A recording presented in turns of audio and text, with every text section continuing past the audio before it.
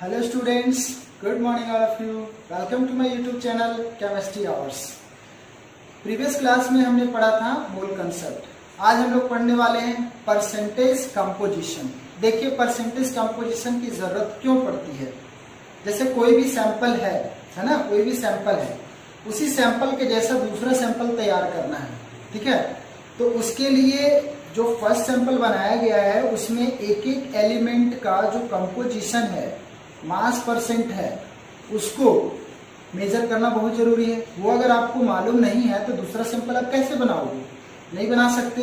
तो चलिए हम लोग आते हैं अभी परसेंटेज कंपोजिशन पे. Percentage composition,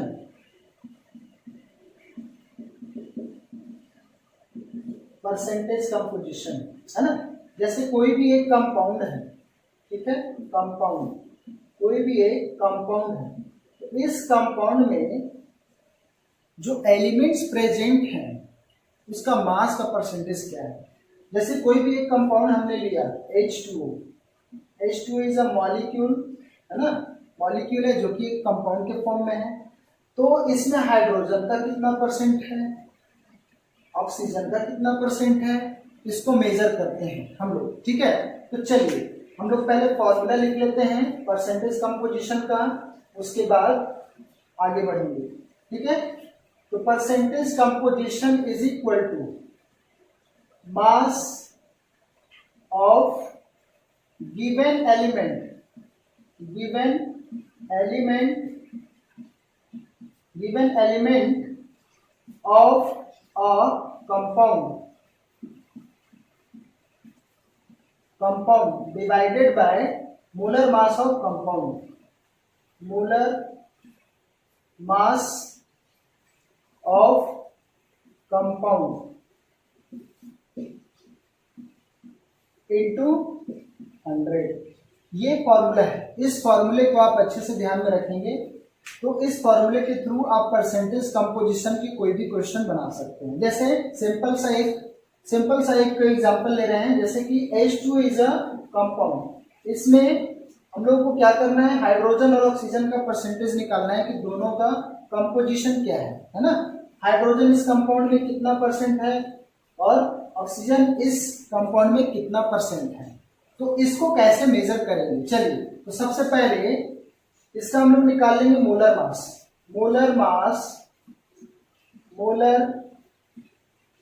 mass of H2O. H2O का मोलर मास पहले निकालेंगे तो क्या हो जाएगा, हाइड्रोजन के दो एटम हैं तो 2 into 1 1.008 होता है. एक्चुअली 1 लेकर के चलते हैं. चलिए, plus 16, it means 2 plus 16 is equal to 18 gram. Molar mass है तो 18 ग्राम लिखेंगे. मोलर मास आ गया. अब निकालना है आपको परसेंटेज ऑफ हाइड्रोजन. हाइड्रोजन का परसेंटेज क्या है, यहाँ क्या है फॉर्मूले, mass of the given element किसका निकाल रहे हैं, हाइड्रोजन का. तो हाइड्रोजन कितने हैं इस कंपाउंड में, तो इसमें 2 हैं तो 2 into 1, इसका मोलर मास कितना 1 होता है, divided bye 18. Molar mass of compound 18 into 100. तो देखिए यहाँ पे 2 9 जाए, यानी कि 100/9 आया. इट मीन्स 11.11% आ गया इसका हाइड्रोजन का. अभी दूसरा निकालेंगे परसेंटेज ऑफ ऑक्सीजन. ऑक्सीजन का परसेंटेज निकालेंगे तो ऑक्सीजन के एक एटम है, एक एटम का मास कितना होता है, तो ये हो जाता है 16 ग्राम डिवाइडेड बाय 18 into 100. इसको आप कट कर सकते हो, 8 2 जा और ये 9 2 जा. इट मीन्स 800/9 इक्वल टू 88.88 आता है तो उसको 89% ले लेंगे. ठीक है, तो ये हमारा आ गया परसेंटेज कंपोजिशन. अब देखिए दोनों एलिमेंट का जो परसेंटेज आया है, दोनों एलिमेंट का जो परसेंटेज आया है उसको अगर ऐड करोगे तो 100% निकल जाएगा. एक्चुअली में हम लोग इसको निकाल रहे हैं मास का परसेंटेज, यानी कि यहाँ पे लिख सकते हो मास percent of hydrogen, mass percent of oxygen. चलिए एक और क्वेश्चन हम लोग लेते हैं, तब आपको ज्यादा क्लियर होगा, क्योंकि केमिस्ट्री में जितने ज्यादा क्वेश्चन आप बनाते हो उतना ही ज्यादा कमांड बनता जाएगा आपका। ठीक है, तो चलिए एक और क्वेश्चन पे आते हैं।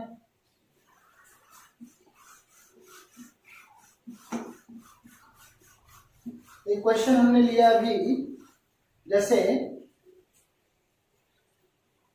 Calculate the mass percent of different elements present in Na2SO4 compound. ठीक है, चलिए ये क्वेश्चन है आपके पास, इसमें हर एलिमेंट का आपको क्या निकालना है, मास परसेंट कंपोजिशन। चलिए तो सबसे पहले इसका मोलर मास निकाल लेंगे। मोलर मास, चलिए सॉल्यूशन को मैं लिख रहा हूं यहाँ पे, molar mass of Na2SO4 is equal to, sodium यहाँ पे 2 है तो 2 into 23, सोडियम का मास होता है 23, plus sulphur 32, plus 4 into oxygen 4 into 16, it means 46 plus 32 plus 64, यहाँ पे आपका कितना आ जाएगा, 6 4 10 to 142 ग्राम आ गया। मोलर मास है तो ग्राम आ गया। ठीक है, तो चलिए अभी हम निकालेंगे मास परसेंट ऑफ सोडियम। तो सोडियम हमारे पास इस कंपाउंड में कितने हैं, 2 सोडियम है, 2 सोडियम एटम है, तो 2 into 23, इट मीन्स डायरेक्ट यहां पे हम लिख सकते हैं 46 डिवाइडेड बाय 142 into 100। इसको कैलकुलेट कर लीजिए, कैलकुलेट करने के बाद जो आएगा वो सोडियम आ जाएगा, तो ये लगभग आपका आएगा 32.40%। चलिए ये तो आ गया। अब निकालेंगे मास परसेंट ऑफ सल्फर।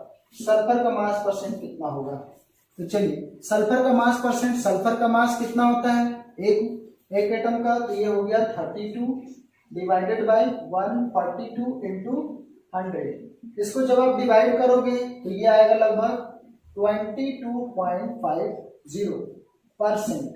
इसी तरह निकालोगे मास परसेंट ऑफ ऑक्सीजन। ऑक्सीजन के 4 एटम यहाँ प्रेजेंट हैं, तो 4 into 16 यानी कि 64 divided by 142 into 100, it means ये आपका आएगा लगभग कितना, 45.07%। अब इसको आप जोड़ के देख लीजिए 100% हो रहा है कि नहीं। 2 2 4 4 5 9 और 4 2 जा 4 2 6 और 3 9 10, लगभग 100 हो जा रहा है। ठीक है, तो इस तरह से आप देख रहे हो कि मास परसेंट जब हम लोग निकालते हैं, मास परसेंट किसी भी कंपाउंड का, है ना, तो mass given divided by total यानी कि मोलर मास इनटू 100, ये फॉर्मूला, इस फॉर्मूले से कोई भी क्वेश्चन आप परसेंटेज कंपोजिशन के निकाल सकते हो। चलिए अब आते हैं empirical formula and molecular mass पे। तो एम्पिरिकल फार्मूला क्या होता है, चलिए तो एम्पिरिकल फार्मूला के बारे में देखते हैं।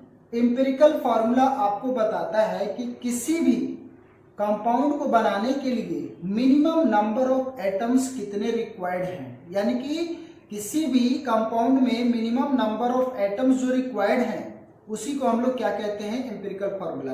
यानी कि ऐसा कह सकते हो, इसको अगर डेफिनेशन लिखेंगे, it is the simplest whole number ratio of the various atom present in a compound. लेकिन मॉलिक्यूलर फार्मूला की जब बात करेंगे तो मॉलिक्यूलर फार्मूला आपको बताता है एक्चुअल और एग्जैक्ट नंबर ऑफ एटम्स और different atoms present in a compound in one molecule, है ना, वन मॉलिक्यूल ऑफ कंपाउंड के लिए ही हम लोग देखते हैं। तो चलिए मैं इसको लिख करके बताता हूं। तो एम्पिरिकल फॉर्मूला क्या होता है?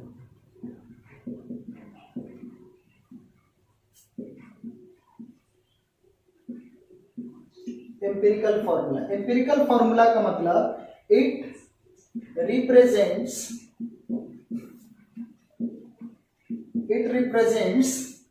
The simple whole number ratio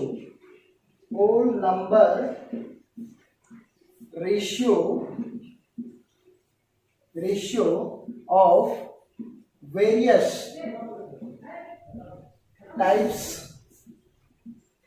of atoms present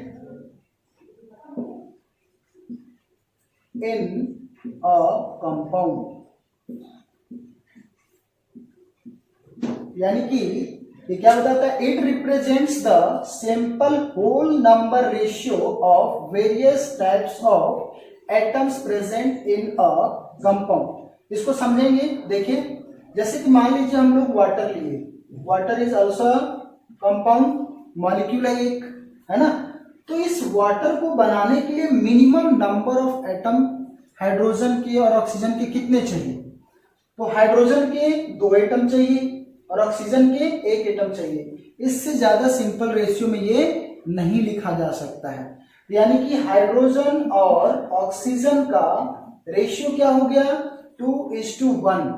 तो ये इसका मिनिमम होल रेशियो नंबर है ना। इससे ज्यादा कम नहीं हो सकता। तो यही सिंपल होल रेशियो नंबर होता है, ठीक है। यही आपको बताता है एम्पिरिकल फॉर्मूला कि मिनिमम नंबर ऑफ एटम्स कितने प्रेजेंट हो सकते हैं किसी भी कंपाउंड में, ठीक है। जैसे अब यहाँ पे कार्बन डाइऑक्साइड है, तो कार्बन और ऑक्सीजन एटम का क्या रेशियो है? सिंपल होल रेशियो कितना है? तो 1:2 का है। यानी कि 1 कार्बन एटम चाहिए और 2 ऑक्सीजन एटम चाहिए, तभी जाकर के ये कार्बन डाइऑक्साइड बनेगा। इसको कहते हैं एम्पिरिकल फॉर्मूला, ठीक है। अब चलिए अब आते हैं मॉलिक्यूलर फॉर्मूला पे। मॉलिक्यूलर फॉर्मूला क्या होता है? Molecular formula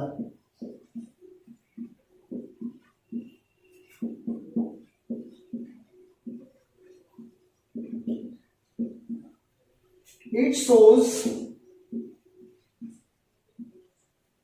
the actual or exact number of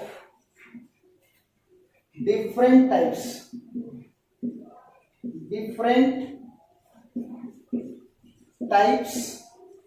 of atoms present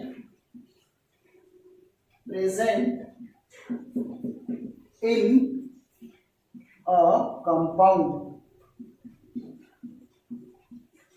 exact number और actual number of different atoms present होते हैं किसी भी कंपाउंड में, तब उसको क्या कहते हैं?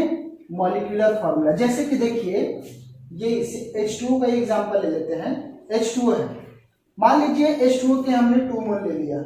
किसी भी रिएक्शन में मान लो H2O के 2 मोल आए। अब इस 2 मोल को हम लोग कैसे रिप्रेजेंट करेंगे? मॉलिक्यूलर फॉर्मूला में कैसे लिखेंगे? तो मॉलिक्यूलर फॉर्मूला में इसको हम लोग क्या लिख सकते हैं? H4O2, यानी कि exact number of atom of hydrogen कितने हैं? 4 और ऑक्सीजन कितने हैं? 2। तो यही आपको मॉलिक्यूलर फॉर्मूला बताता है। यानी कि मॉलिक्यूलर फॉर्मूला क्या है? एक एम्पिरिकल फॉर्मूला का मल्टीपल है, एक तरह से कह सकते हो, है ना। तो जैसे इसका एक फॉर्मूला है, दोनों का रिलेशन है ना, रिलेशन का एक फॉर्मूला है, तो उसको भी हम लोग लिख लेते हैं। इसके बाद फिर इसके ऊपर एक क्वेश्चन करेंगे तो आपको और ज्यादा क्लियर हो जाएगा। इसके और भी कई सारे एग्जांपल्स हैं, कई सारे एग्जांपल्स। जैसे कार्बन लिए CO2, तो ये सिंपल होल रेशियो में है, 1:2 का रेशियो, लेकिन यहाँ पे 2 मोल मान लिया हमने ले लिया। तो एग्जैक्ट नंबर ऑफ कार्बन इसमें कितने हैं? C2 और O4, है ना। तो कार्बन के 2 एटम हो गए और ऑक्सीजन के 4 एटम हो गए। यही आपको मॉलिक्यूलर फॉर्मूला बताता है।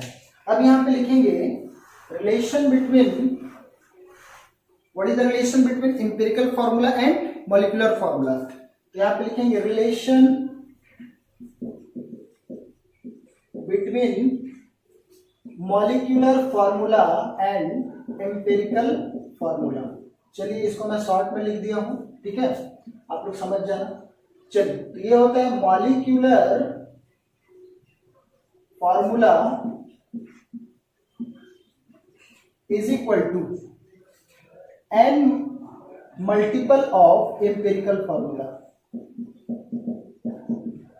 एम्पिरिकल फॉर्मूला, चलिए ये सिंपल सा है, इन दोनों का रिलेशन होता है, इसको भी आप याद रखेंगे। जब हम लोग इससे रिलेटेड क्वेश्चन करेंगे तो इसका यूज जरूर होगा, ठीक है, मॉलिक्यूलर फॉर्मूला निकालने के लिए। चलिए तो यहां से आप n की वैल्यू निकाल सकते हो, n इज इक्वल टू क्या हो जाएगा, एम्पिरिकल फॉर्मूला इधर चला जाएगा, यानी कि molecular formula divided by empirical formula. तो उसी को जब हम लोग फॉर्मूला रिप्रेजेंट करते हैं तो ये फॉर्मूला को भी हमेशा ध्यान में रखना पड़ता है। चलिए तो इसके ऊपर एक न्यूमेरिकल बनाते हैं हम लोग, तब आपको ज्यादा क्लियर होगा। चलिए आते हैं एक न्यूमेरिकल पे। जैसे आपको दिया हुआ है एक क्वेश्चन, है ना, एक क्वेश्चन है, चलिए ले लेता हूं मैं क्वेश्चन। देखिए इसमें क्वेश्चन लिखा है ए कंपाउंड कंटेन्स 4.07% ऑफ हाइड्रोजन, और क्या है इसमें 24.27% of carbon and 71.65% of chlorine. ये तीन एलिमेंट प्रेजेंट है किसी भी कंपाउंड में, यानी कि हाइड्रोजन है, कार्बन है और क्लोरीन है। ये तीन कंपोनेंट है, तीन एटम है किसी भी कंपाउंड में। तो आपको इसका एम्पिरिकल फॉर्मूला बताना है, ठीक है, और इसका मॉलिक्यूलर फॉर्मूला भी बताना है। इसके आगे क्वेश्चन दिया हुआ है इट्स मोलर मास इज 98.96। इसका आगे क्वेश्चन है it's molar mass is 98.96 gram.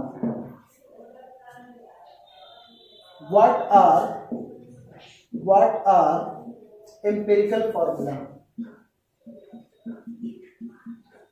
Empirical formula and molecular formula.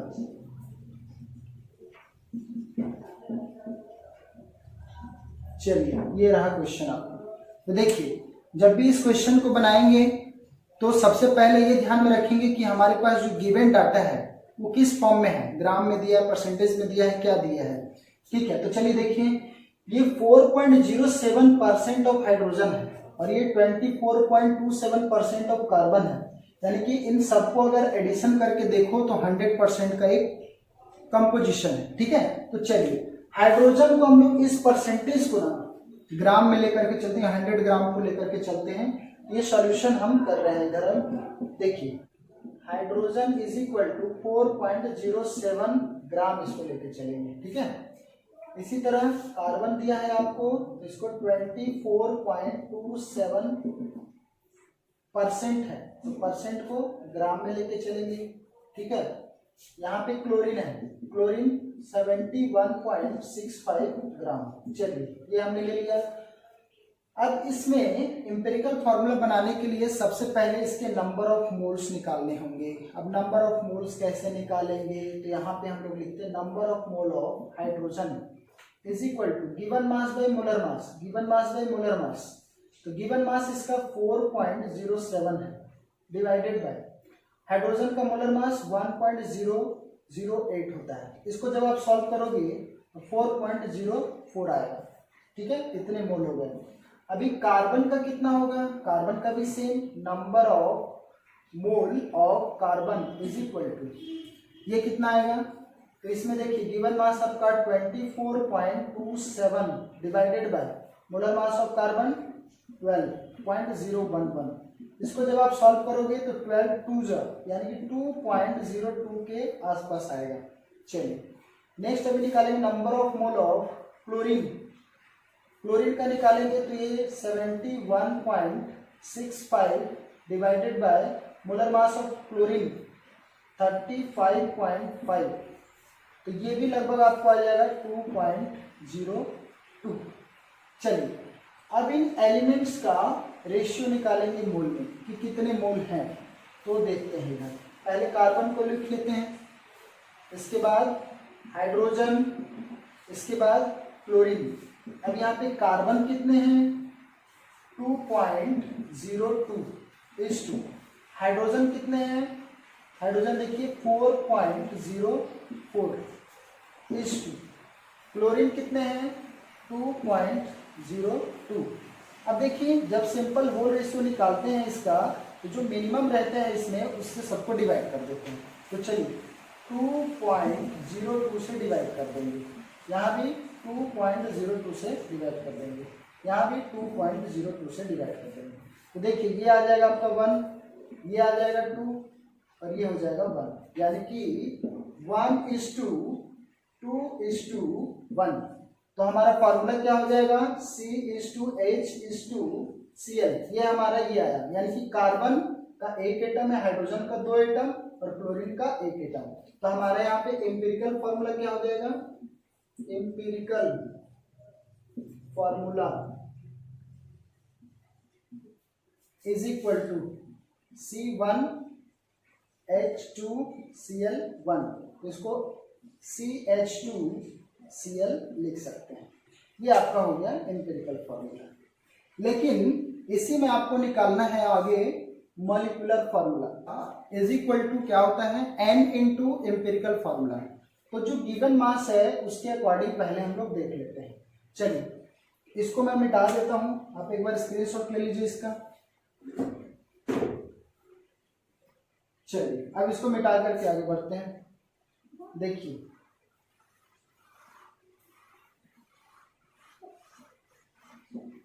अब यहाँ पे एम्पिरिकल फार्मूला दिया है, तो एक काम कीजिए एम्पिरिकल फार्मूला मास निकाल लीजिए पहले। Empirical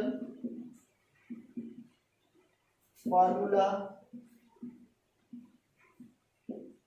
mass is equal, carbon 1 है तो ये हो गया 12 प्लस, हाइड्रोजन 2 है तो 2 × 1 प्लस, क्लोरीन कितना है 35.5। चलिए इसको जोड़ लीजिए, 12 + 2 + 35.5, ये कितना आएगा देख लीजिए 0.5 इधर हो गया और ये लगभग 49 आएगा। ठीक है देख लीजिए, है ना, इतना ग्राम हो गया। अभी आपको निकालना है n इज इक्वल टू क्या होता है, तो n इज इक्वल टू मैं बताया था फार्मूला अभी पीछे, ये होता है molar mass upon empirical formula mass, empirical formula mass. देखिए अब यहाँ पे क्या आ जाएगा, मॉलिक्यूलर मास यानी कि मोलर मास आपका गिवन है 98.96 डिवाइडेड बाय 49.5, तो ये लगभग 2 के आसपास आएगा, यानी कि n की वैल्यू 2 हो गई। तो आपका यहाँ पे क्या हो गया,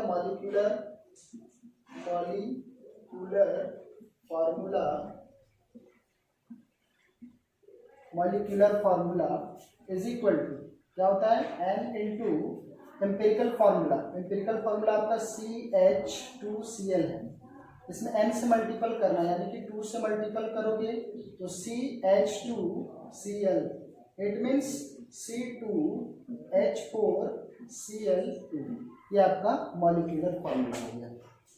इसको लिख लीजिए, स्क्रीनशॉट ले लीजिए। आगे एक और क्वेश्चन, बहुत ही इंपॉर्टेंट क्वेश्चन बताता हूँ, जेई में भी वो क्वेश्चन आ चुका है। चलिए इसको मैं मिटा देता हूँ।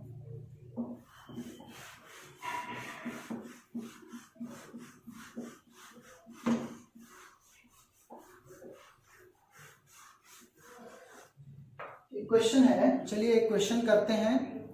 ये जेई मेंस में एक बार पूछा गया है ये क्वेश्चन। चलिए क्वेश्चन को मैं लिख दे रहा हूं। तो क्वेश्चन है आपका gaseous hydrocarbon, question gaseous hydrocarbon, a gaseous hydrocarbon gives upon combustion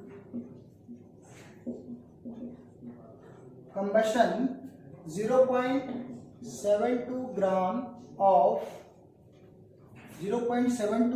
of water and 3.08 gram of carbon dioxide.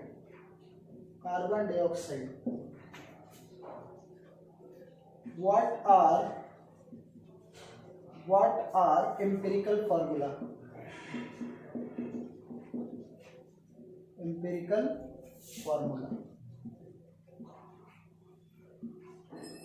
तो देखिए सॉल्यूशन जब हम लोग इसका करेंगे, सबसे पहले आपको क्या करना है, जो भी आपको दिया हुआ है ना, उसका नंबर ऑफ मोल्स पहले फाइंड कर लीजिए, ठीक है। तो देखिए सबसे पहले यहाँ पे वाटर दिया है, तो वाटर यानी कि number of mole of water को हम लोग डायरेक्ट H2O भी लिख सकते हैं। चलिए मैं लिख दे रहा हूँ H2O is equal to given mass by molar mass. तो गिवन मास कितना है वाटर का 0.72 divided by molar mass of H2O 18 gram. तो 18 से इसको डिवाइड करेंगे तो ये आएगा लगभग 0.04। अब इसी तरह निकालेंगे number of moles of CO2, ये कितना आएगा, तो यहाँ पे 3.08 ग्राम दिया है given mass. Molar mass of carbon dioxide 44। It means यहाँ पे इसको जब डिवाइड करोगे तो लगभग 0.07 आएगा, ठीक है। अब ये आपको हाइड्रोकार्बन का फॉर्मूला निकालना है ना। तो कितने number of atoms of carbon है और कितने number of atom of hydrogen है, तो उसके लिए चलिए एक फॉर्मूला है CXHY, यानी कि X molecules of X atom of carbon और यहाँ पे Y number of atoms of hydrogen. तो ये X plus Y/4 molecules of oxygen के साथ जब रिएक्ट करेगा तो X मॉलिक्यूल देता है कार्बन डाइऑक्साइड का और Y/2 मोल देता है H2O, ठीक है। ये फॉर्मूला अगर आपको याद नहीं है तो ये क्वेश्चन आप नहीं बना सकते।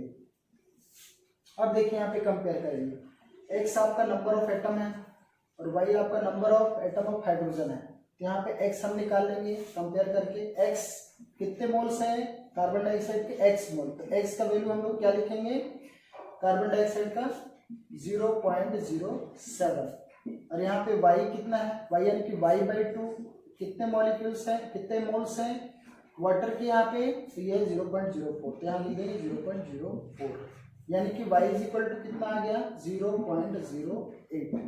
अभी हम लोग निकालेंगे रेशियो, ठीक है। अभी हम लोग रेशियो निकालेंगे, ये हो गया कार्बन और ये हो गया हाइड्रोजन, इसका रेशियो निकालना है। तो यहाँ पे कार्बन और हाइड्रोजन का रेशियो निकालना है। तो ये लीजिए यहाँ पे X आपका कितना है 0.07, लिख दीजिए 0.07 और Y कितना है H2 0.08। अभी मैं क्या बोला था, सिंपल रेशियो निकालने के लिए क्या करेंगे, जो मिनिमम रहता है उसे दोनों को डिवाइड कर देंगे। ये लीजिए 0.07 डिवाइडेड बाय 0.07, ठीक है। तो ये देखिए ये कट गया, 1 आ गया, इन दोनों पॉइंट को हटा देंगे तो 8/7 यानी कि C/H इज इक्वल टू 1:8/7। ऐसा जब भी रहे तो इसको हम इधर लिख लेते हैं, यानी कि इसको हम लोग ऐसा लिख सकते हैं C/H is equal to 7:8। It means C7 और H8। This is the empirical formula of the given gaseous hydrocarbon. चलिए आई थिंक आपको समझ में आ गया होगा, लिख लीजिए, स्क्रीनशॉट ले लीजिए। बाकी का हम लोग नेक्स्ट वीडियो में करेंगे, आज के लिए ही इतना ही।